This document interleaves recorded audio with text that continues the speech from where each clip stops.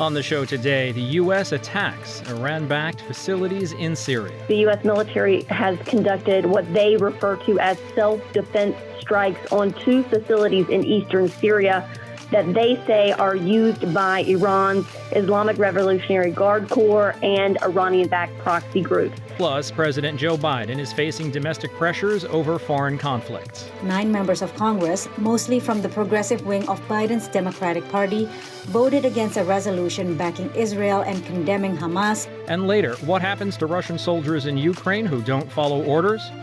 Plus, King Charles is headed to Kenya. Today is Friday, October 27th, and this is VOA's International Edition.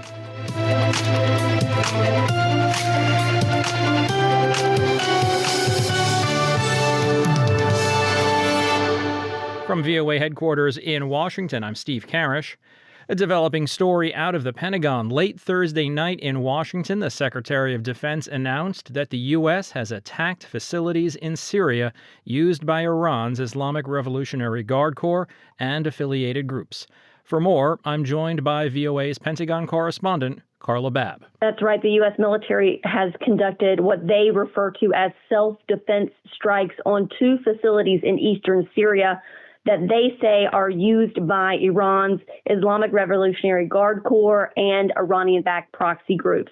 Secretary of Defense Lloyd Austin says the precision strikes are a response to this series of strikes that have been going on against U.S. forces in Iraq and Syria over the past few days.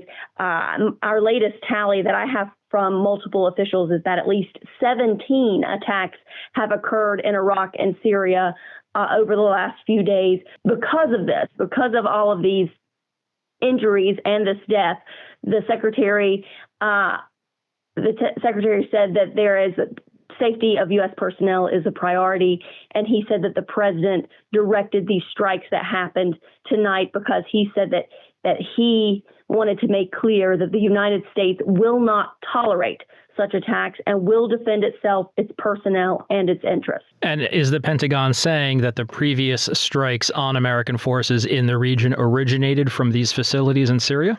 They have not gotten into that level of specificity at this point, but we do know that the Pentagon has reiterated several times, and the White House has reiterated several times, that these attacks over the last few days were conducted by Iranian-backed proxies that are funded by Iran, and ultimately they hold Iran accountable for these actions. But they said this is not in their minds, this is not intended to expand the war. It was narrowly tailored to defend U.S. personnel in Iraq and Syria, the Pentagon says, and it has nothing to do with the ongoing conflict between Israel and Hamas, with the defense secretary saying tonight that they do not want this to constitute a shift in the U.S. approach to the Israel-Hamas conflict. They urge all state and non-state actors in the region not to escalate this into a broader regional war. Do we know what the United States used to make these attacks? Was it troops? Was it planes? How did it happen? This was an aerial assault. I am unclear if it was manned or unmanned aircraft at this time, but it was definitely airstrikes that were conducted. And I have been told by officials that these strikes had been planned for several days, that they were waiting for the right timing, the right conditions to strike back against these proxy groups. Carla Babb is VOA's Pentagon correspondent. Carla, thanks for your reporting on this breaking story. You're welcome. As we've seen with Carla, the military situation in the Middle East is growing more tense. The same is true with the political situation in Washington. Joe Biden campaigned on ending forever wars. He now faces the new conflict in Gaza amid the ongoing Ukraine war and rising Sino-U.S. tensions over Taiwan. How he handles these challenges amid domestic pressures, including dissent from progressives within his own party and a new Speaker of the House with a track record of opposing aid for Ukraine, may affect his re-election bid in 2024. VOA's White House bureau chief Patsy Widakuswara has the story. Amid mounting Palestinian deaths from Israeli airstrikes that the Hamas-run health ministry in Gaza says have surpassed 7,000, This comment from U.S. President Joe Biden. I have no notion that the Palestinians are telling the truth about how many people are killed. I'm sure innocents have been killed, and it's the price of waging a war. The statement angered American Arabs, Muslims, and others already protesting Biden's handling of the war in Gaza. This is shocking and dehumanizing. Would the president feel better if 1,000 Palestinian children had died? Progressives are also angry. 9 members of Congress, mostly from the progressive wing of Biden's Democratic Party, voted against a resolution backing Israel and condemning Hamas because it did not mourn the loss of Palestinian lives or mention the two-state solution. Various polls show more Americans sympathize with Israelis than with the Palestinians, though younger Americans are more divided. With American Jews, a very important group in terms of votes and also contributions to the Democratic Party, there's been almost universal praise for President Biden and the way he's handled this.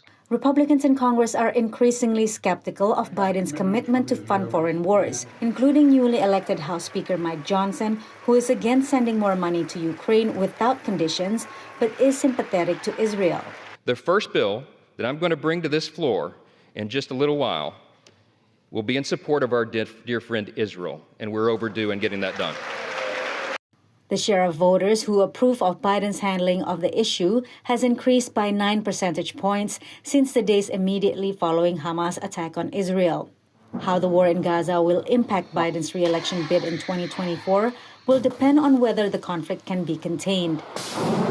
In neighboring Lebanon, cross-border attacks have intensified between Israel and Iran-backed Hezbollah. If we get involved directly in these forever wars, yes, Biden will suffer.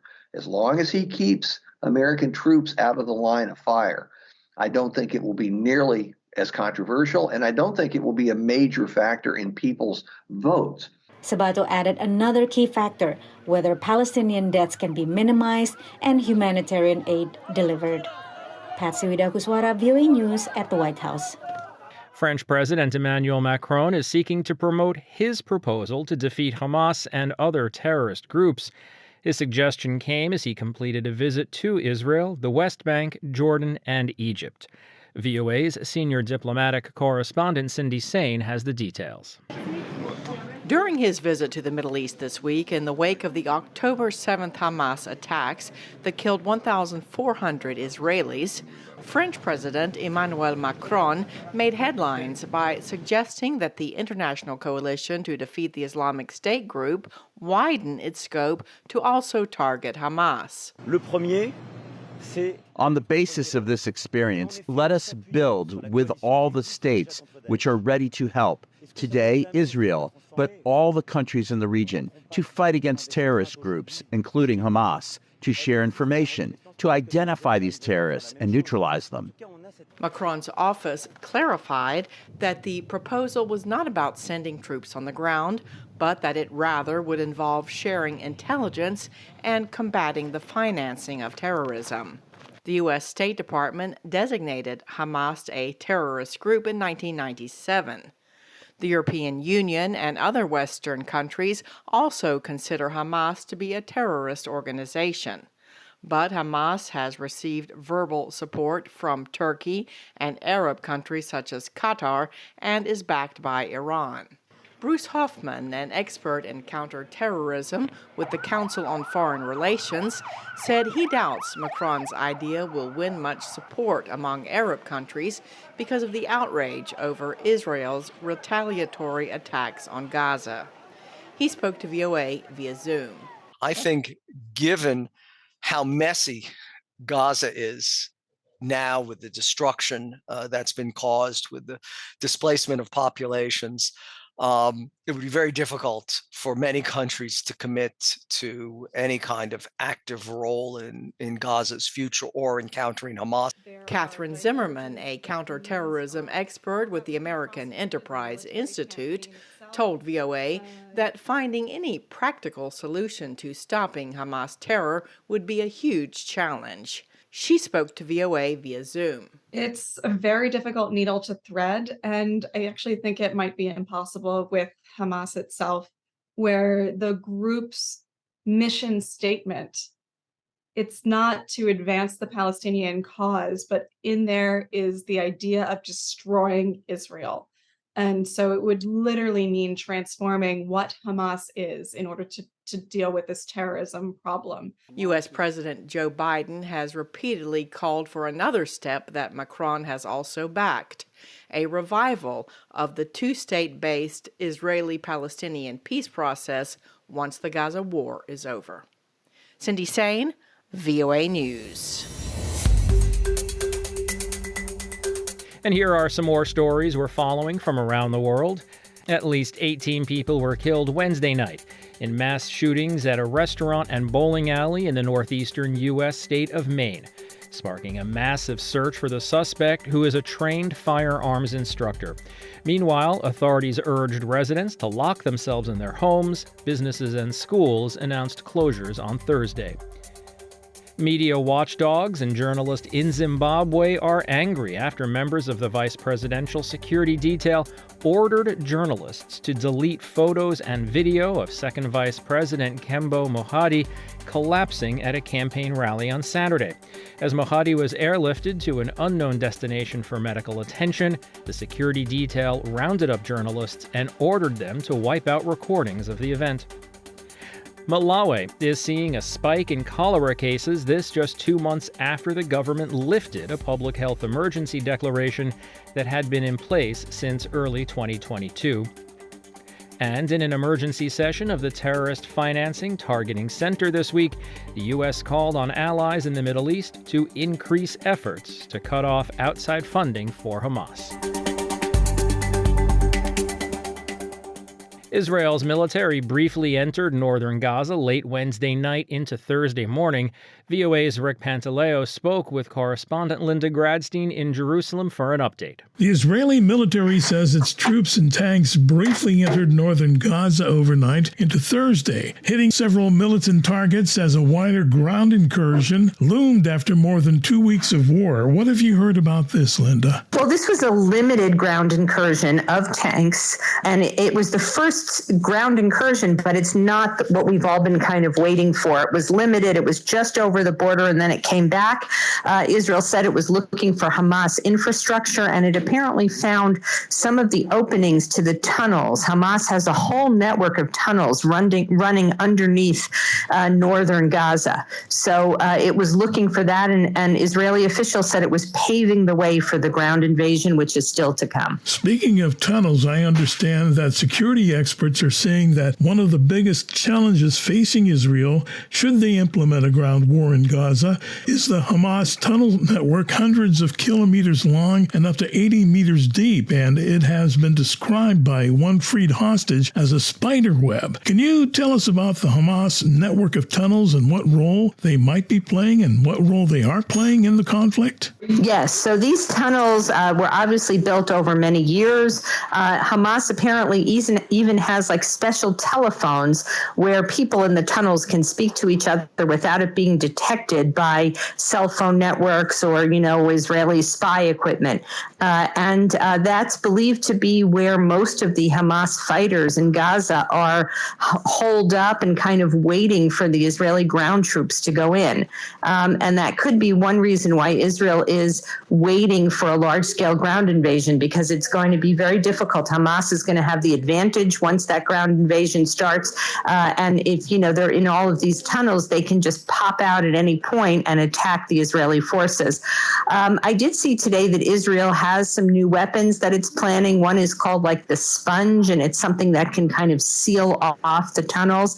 But it's going to be, assuming Israel goes ahead with this, which I'm still not completely convinced. I think it's possible that Israel will decide not on a full-scale ground invasion, but on sort of smaller pinpoint strikes like we saw overnight, as a way of trying to get rid of Hamas without endangering too many Israeli soldiers. But if it does go for a full ground invasion and getting rid of this tunnel network, you're talking about months of hand-to-hand combat in these tunnels. Israel conducted a military drill close to its border with Lebanon on Thursday. Heavily armed Hezbollah, which is part of an Iranian-backed regional alliance. What about this drill close to the Lebanon border. Right. Well, this drill was meant to send a message to Hezbollah that Israel is ready for anything. There have been almost daily kind of clashes across the border between Israel and Hezbollah. If you stand on the northern border with Israel, as I've done, you can actually see Hezbollah positions in plain view. I mean, you don't even need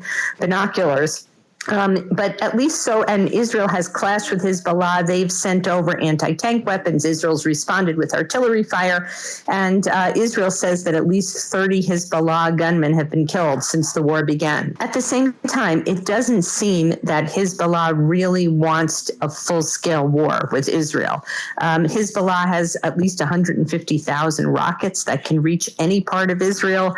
And it could be, very difficult for Israel to fight on two fronts, both on Gaza and on Lebanon. Israel says they're prepared to do so, but at least so far, Hezbollah has been sort of, I think, being very careful not to overstep something, for example, by sending a rocket that would kill a bunch of Israeli civilians. The targets that Hezbollah has been firing at have been military. It's been using smaller weapons.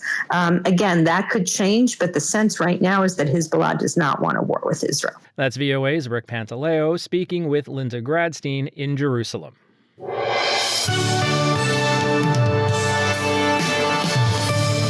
From Washington, it's VOA's International Edition. I'm Steve Karesh. The United States has information that the Russian military is executing its own soldiers who do not follow orders related to the war, the White House said on Thursday. John Kirby is White House National Security Council spokesperson. We believe they have suffered thousands of casualties in their effort to conduct this offensive, some of them on the orders of their own leaders. We have information that the Russian military has been actually executing soldiers who refuse to follow orders. We also have information that Russian commanders are threatening to execute entire units if they seek to retreat from Ukrainian artillery fire. An August report from the New York Times citing unnamed U.S. officials indicated that the number of Ukrainian and Russian troops killed or wounded since the war in Ukraine began in February of 2022 is nearing 500,000 people. Ahead of a scheduled visit to Kenya by Britain's King Charles III and Queen Camilla, the Talai clan of the Kipsigis community is petitioning the king to help them receive compensation for the loss of land during the colonial period. The request comes amid UN criticism of the British government's unresolved colonial-era land disputes. Francis Antanwa reports. The picturesque highlands of Kericho County in Kenya's Rift Valley. But beneath the scenic rolling hills and sprawling tea estates are dark secrets deeply buried in the very soul of this community. When the British arrived in this part of the world, the Kipsigis community and the people of its Talai clan were evicted from their lands under the Crown Lands Ordinance of 1902, which essentially transferred ownership of their lands to the British. Before the white man came, we were staying well with no problems with other people. Where my mother came from, we were all friends. Kibore Cheruyot Ngasura is among the few surviving Talai elders who took part in the colonial resistance of the 1940s, which led to his detention by British colonizers. Today he is 106 years old and lives on the fringes of what was once his ancestral heaven, on a piece of land he bought after he was freed. He will live to see Britain's new King Charles III make a state visit to Kenya from October the 31st to November the 3rd. Charles' first to a Commonwealth nation since succeeding his mother, Queen Elizabeth II, last year. We welcome the king. He is welcome here, but he must remember the Talai people. We have gone through a hard time, and he should do something about it. Chito Arap Mitei is a former colonial-era prison warden. We want back our property. We want back our property. Kenya declared its independence from Britain in December of 1963. As Kenya gets ready to commemorate 60 years of independence, these peasant farmers have little cause for celebration, says Joel Kimeto, a leader and a scholar of the Kipsigis. They should compensate us, and at the same time, they should now acknowledge and tell the Kenya government to revert back our Kipsigis ancestral lands, free of charge. We are not buying. When they came here, they did not buy. In May 2021, United Nations Special Rapporteurs wrote to the UK government expressing concern about its failure to issue a public apology and provide reparations for the estimated 500,000 Kipsigis and Talai people who suffered under the British rule. The UK government said it issued an apology in 2013 and compensated Kenyans who lived through the emergency period and the Mau Mau insurgency and made claims. The Kipsigis and Talai note their complaint and case is separate. David Ngasura Tuwei is an advocate for the Kipsigis and the author of a book about them. The objective of writing the books is to highlight the whole world. I want the whole world to know the plight of the Talai plus the Kipsigis, what the colonialists did to the Talai and Kipsigis people. With Buckingham Palace saying in a statement that the king will acknowledge the more painful aspects of Britain and Kenya's shared history during his trip, there is hope that the visit could offer some semblance of historical closure. Francis Ontomwa, VOA News, Kericho, Kenya.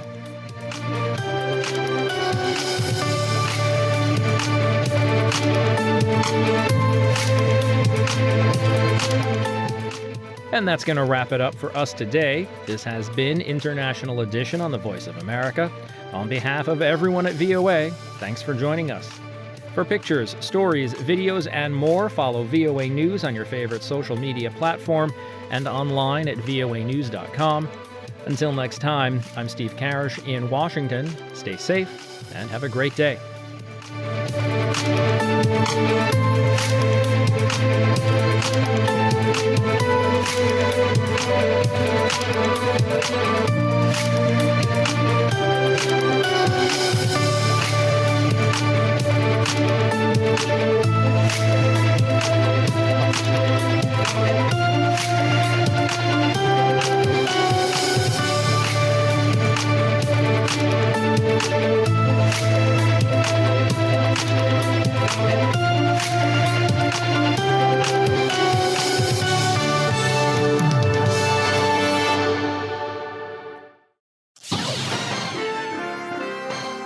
Next, an editorial reflecting the views of the United States government.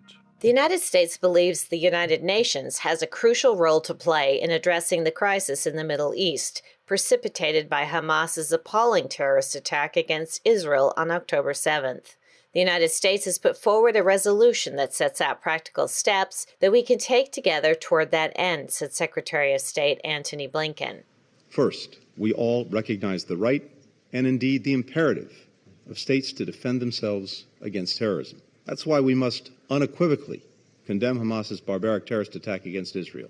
Babies riddled with bullets, young people hunted down and gunned down with glee, young people beheaded, families burned alive in a final embrace, parents executed in front of their children, children executed in front of their parents, and so many taken hostage in Gaza. Second, we all agree on the vital need to protect civilians, stated Secretary Blinken. We know Hamas does not represent the Palestinian people, and Palestinian civilians are not to blame for the carnage committed by Hamas. Palestinian civilians must be protected. That means Hamas must cease using them as human shields. It's hard to think of an act of greater cynicism.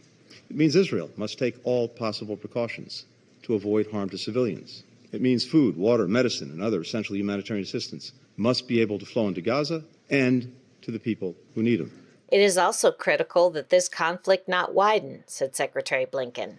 To that end, we call on all member states to send a firm, united message to any state or non-state actor that is considering opening another front in this conflict against Israel, or who may target Israel's partners, including the United States. Don't throw fuel on the fire. The United States does not seek conflict with Iran, said Secretary Blinken. But if Iran or its proxies attack U.S. personnel anywhere, make no mistake, we will defend our people. We will defend our security swiftly and decisively. And finally, we all agree that we must redouble our collective efforts to build an enduring political solution to the conflict between Israelis and Palestinians, said Secretary Blinken. The United States stands ready to work with anyone who's ready to forge a more peaceful and secure future for the region. That was an editorial reflecting the views of the United States government.